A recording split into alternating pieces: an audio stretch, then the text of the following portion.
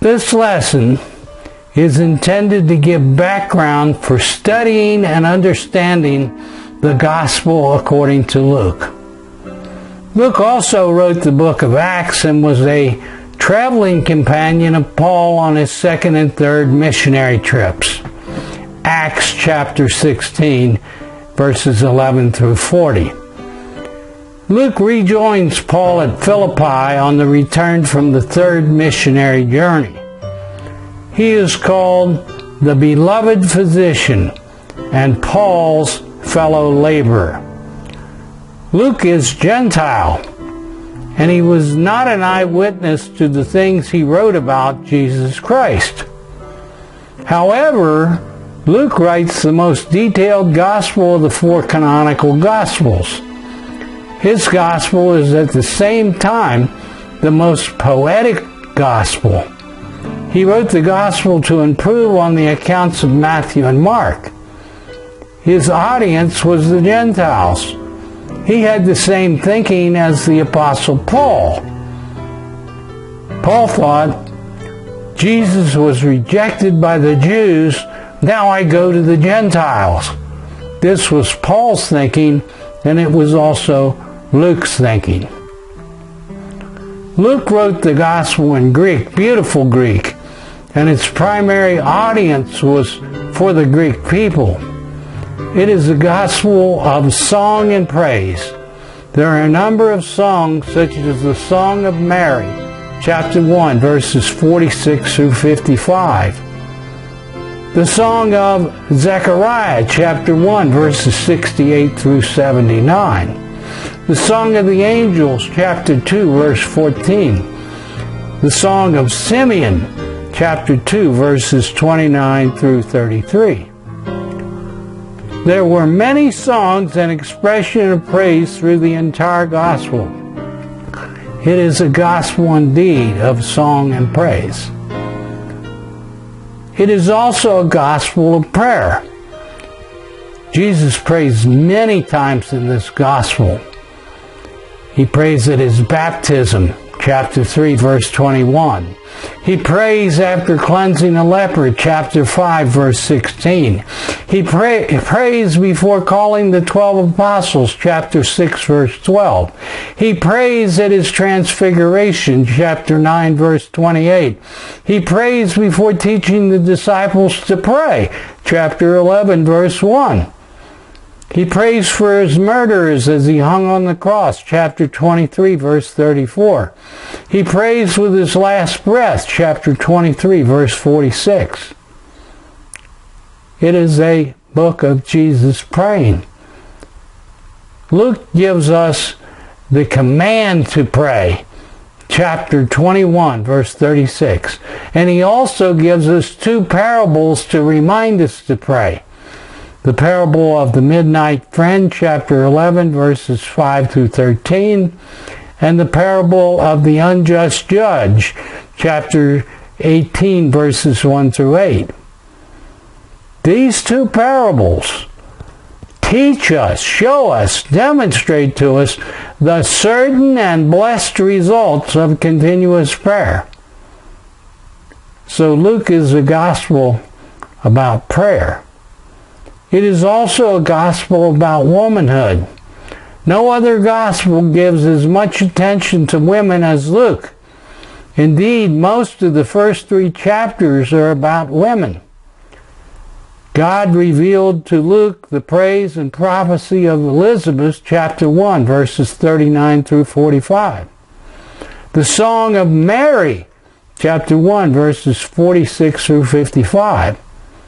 Anna and her worship, chapter 2, verses 36 through 38. Sympathy to the widow of Nain, chapter 7, verses 12 through 15. Mary Magdalene, the sinner, chapter 7, verses 36 through 50. The woman associates of Jesus, chapter 8, verses 1 through 3.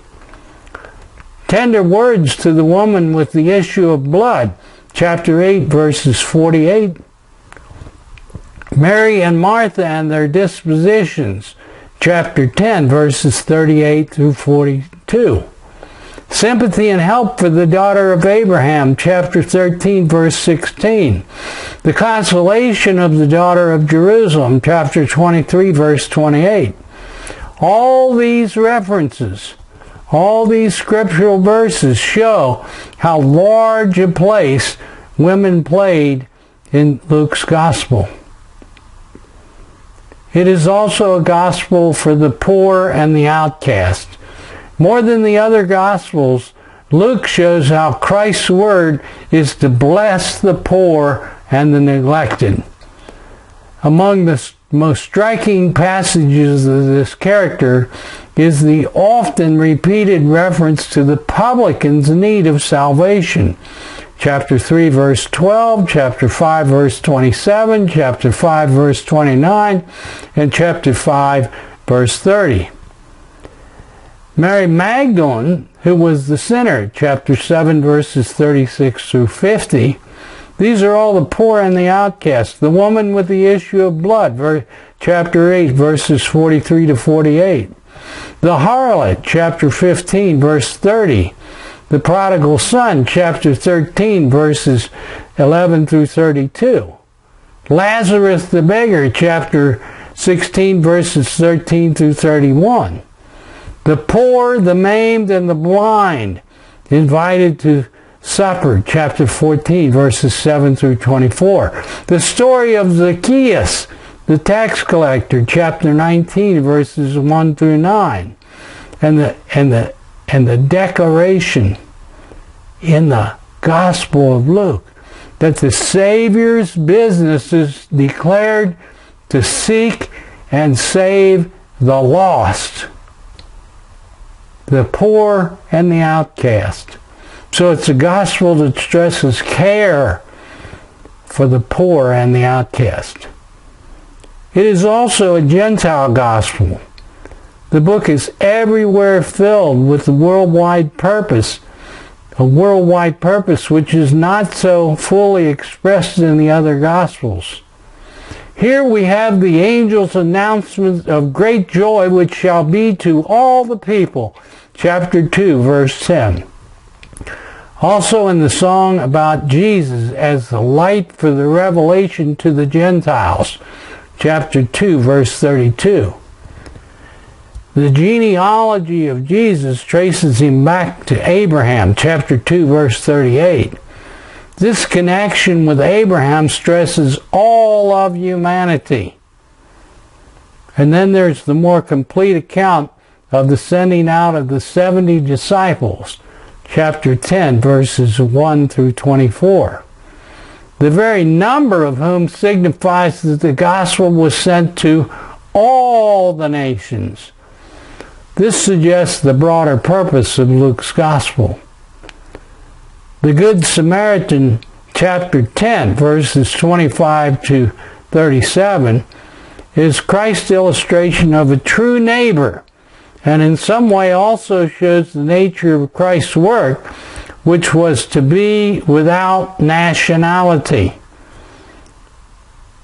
Of the 10 lepers healed in chapter 17, verses 11 through 19, only one, a Samaritan, returned to render him praise, thus showing how others than the Jews, other nations than the Jews, would be blessed by Jesus and would do worthy service for him. It is a gospel for the Greeks.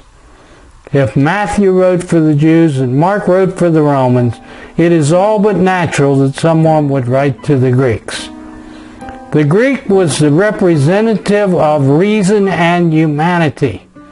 Greeks felt that their mission was to perfect humanity. The full-grown Greek would be the perfect world man, able to meet all the other men on the common plane of the race. The Greek adorned man with thought, beauty, and speech, and in this had most nearly approached the true conception of God. To be conformed to his image, to be conformed to the image of Christ. The Greeks were trying to improve man to that level. The Jew valued man as descendants of Abraham. The Romans were power-driven to control empires, but the Greeks sought the improved man. And then last, Luke is a very artistic gospel. The Gospel of Luke has been called the most beautiful book in the world.